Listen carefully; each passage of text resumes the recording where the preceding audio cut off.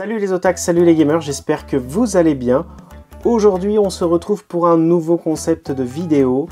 Ce concept consiste tout simplement à partager avec vous mes nouvelles séries que j'ai commencées en lecture. Voilà, aussi simple que ça. Alors, pour les petites séries, peut-être que ce sera l'intégrale et on en parlera ensemble. Pour les grosses séries, peut-être que ce sera les 2 premiers volumes et peut-être le 3e. Aujourd'hui, on va s'attaquer à un seinen assez glauque.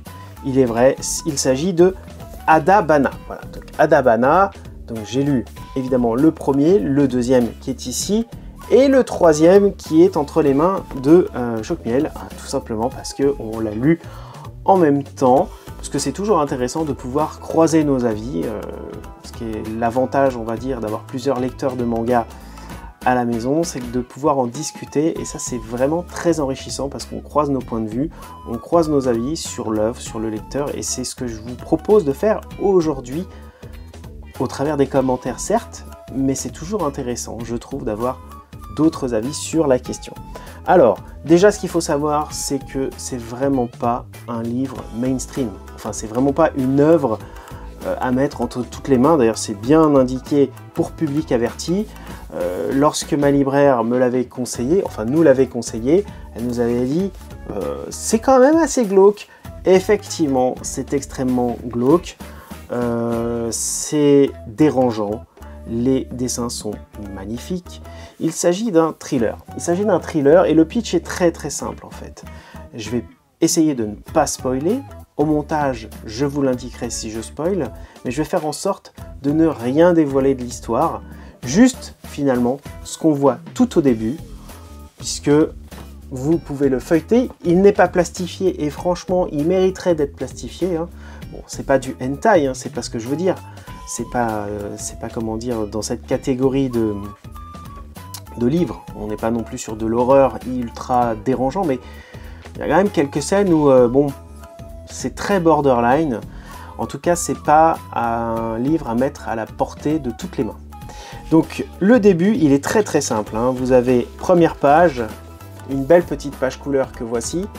Ensuite, vous avez l'héroïne qu'on va suivre tout au long du récit. Et en fait, ce qui se passe, c'est que cette héroïne va se livrer d'elle-même à la police pour avouer un meurtre.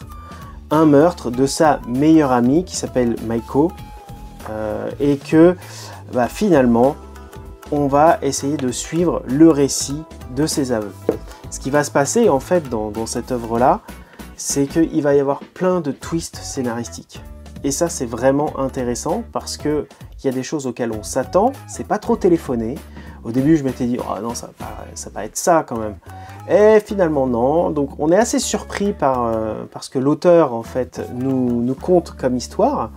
Et je dois avouer que on arrive sur une critique un petit peu de la société japonaise sur certains aspects, notamment la prostitution entre autres. Alors là, je sens que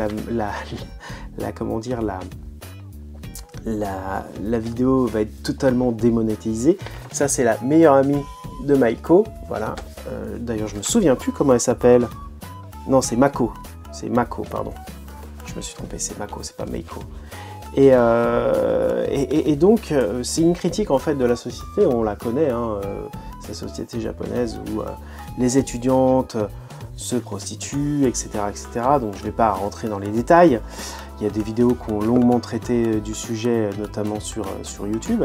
Mais dans cette œuvre-là, je trouve que c'est bien amené. En même temps, il y a cette plaidoirie et cette manière de raconter des aveux en fonction des personnages. Donc c'est là où c'est, je trouve, assez subtil par l'auteur, pour la bonne et simple raison que finalement on vous dit quelque chose au début, et puis après, finalement vous n'êtes plus sûr de rien, et puis au fur et à mesure de l'histoire, vous commencez à réunir les pièces du puzzle, jusqu'à un dénouement qui se trouve dans la seconde moitié du 3e volume, à peu près. J'espère que là, je vous spoil pas. Ce qui est intéressant, je trouve, dans cette œuvre-là, c'est qu'on y va progressivement. Le premier volume, c'est vraiment une mise en bouche. Il ne faut vraiment pas s'arrêter au premier volume. Le deuxième volume, on est vraiment dans le prolongement du premier, mais on va un peu plus dans la noirceur de la nature humaine. Et le troisième, bah, finalement, c'est assez léger. Et pour terminer sur quelque chose vraiment d'un peu plus dark, mais qui, ma foi, m'a véritablement bien surpris. Donc, est-ce que je conseille cette lecture? Oui, très clairement, je la conseille. Si on aime ce type d'œuvre. C'est pas facile, on va dire, d'accès, dans le sens où c'est des faits qui sont relativement glauques, graves, qui sont comptés dans cette œuvre-là.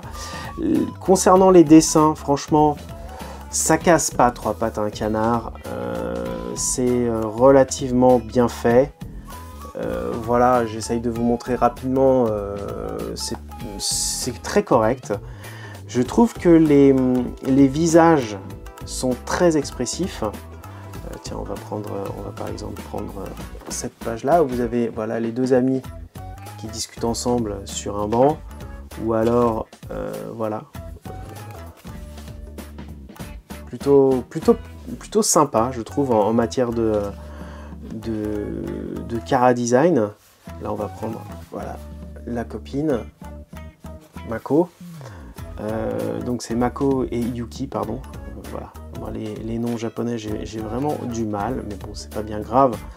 Ouais, les visages sont relativement expressifs, parfois inégaux en matière de dessin. C'est vrai qu'il y a des perspectives qui, des fois, on se dit, il y a un petit quelque chose, il manquerait peut-être un nez un peu mieux placé, mais c'est vraiment sur une planche parmi tant d'autres. Je me suis rarement fait ce type de réflexion au cours de ma lecture. Et concernant les pages en couleur, en fait, sachez que sur le second volume, il n'y en a pas, et sur le troisième non plus. Au début, en fait, vous n'avez pas de planche couleur comme au tout premier du premier volume. Ce qui d'ailleurs, je trouve, apporte quelque chose d'assez intéressant je dis beaucoup de fois intéressant, vous avez remarqué, ce qui apporte quelque chose de vraiment glaçant, parce que quand on voit en fait cette première page en couleur, je trouve que ça, plus sous la neige, ça donne tout de suite le ton, avec sa scie à métaux, ça donne tout de suite le ton, parce que on voit en fait la couleur du corps qui n'est absolument pas couleur peau, qui s'est vraiment blanchi, noirci par le froid, par le fait tout simplement que c'est un cadavre, hein, tout simplement. Et on se dit, mais qu'est-ce que c'est que cette scène? Et 3 pages plus tard, on voit cette personne avec la scie à métaux avouer son meurtre au Kanban du quartier, au commissariat si vous préférez. Et ben voilà, moi je trouve que c'est vraiment une belle œuvre. Alors en matière de relecture, je pense qu'il n'y a pas vraiment de potentiel de relecture, malheureusement. C'est le genre d'œuvre que vous dévorez, parce que vraiment vous allez la dévorer cette œuvre-là. Mais est-ce que vous allez y revenir? Franchement, je ne sais pas. Pour plusieurs raisons. D'une part, un peu comme Usual Suspect, le film, quand vous connaissez à la fin ce qui se passe, vous pouvez le relire une deuxième fois, parce que sachant qui a tué qui, c'est toujours intéressant de voir comment narrativement l'auteur a amené le sujet, comment il entrecoupe finalement les scènes, ce qui est très bien fait dans Adabana d'ailleurs. Mais après deux lectures, finalement, ça va un petit peu s'arrêter là. Il n'y a pas de profondeur, et puis c'est une série en 3 tomes. Donc bon. Donc voilà, en matière de potentiel de relecture, même si je trouve que c'est une œuvre qui doit être lue. Ouais, c'est pas forcément une œuvre où l'impasse est obligatoire, non, je trouve que ça apporte quelque chose, ça apporte une vision qui est assez triste, hein, de la société japonaise notamment, mais qui aussi est vraie malheureusement. Et je trouve vraiment que l'aspect glauque, il est là, il est dérangeant, il est oppressant, il est aussi un peu dégueulasse, mais il est à un niveau où c'est quand même assez répugnant, quoi. Voilà, donc je vous en dirai pas plus. Si vous aimez ce type de lecture, foncez. Sachez que c'est un thriller qui se dévore, véritablement. Donc n'hésitez pas à franchir le cap, surtout qu'en 3 volumes, franchement, ça se lit très bien.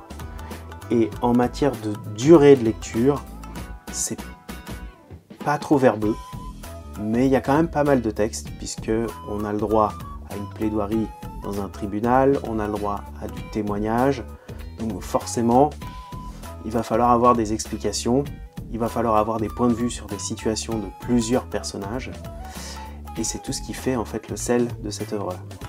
Voilà. J'espère que cette retranscription, ce nouveau concept vous aura plu déjà. Si cela vous a donné envie de le lire, dites-le moi dans les commentaires. Si vous l'avez lu, dites-le moi aussi. Qu'est-ce que vous en avez pensé? J'aimerais beaucoup avoir vos commentaires, vos réactions, sachant que, comme je vous le dis depuis le début de cette vidéo, c'est une lecture réservée à un public averti. Voilà. Donc, à vos risques et périls. Allez, moi je vous dis à très bientôt pour une prochaine vidéo. Petit pouce bleu, commentaire, réaction, et puis si vous partagez, franchement, vous avez tout gagné. Allez, à ciao tout le monde. Bye bye.